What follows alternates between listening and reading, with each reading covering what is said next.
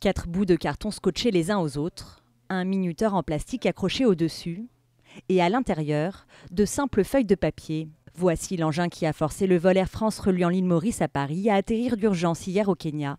Une bombe factice repérée en vol est cette question. Y a-t-il eu une faille de sécurité à bord de l'appareil? L'équipage, lorsqu'il arrive à bord, nous faisons ce que l'on appelle une visite de sûreté. C'est-à-dire que l'équipage commercial, steward et hôtesse, va aller dans la cabine, regarder tous les racks à bagages qui sont au-dessus des sièges, regarder sous les sièges, regarder des emplacements comme les toilettes. Les toilettes, l'endroit où la fausse bombe a été découverte. Elles avaient été scrupuleusement inspectées selon la direction d'Air France. Ce qui pousse la compagnie à privilégier ce scénario. L'engin aurait été assemblé à l'intérieur de la cabine, après l'embarquement.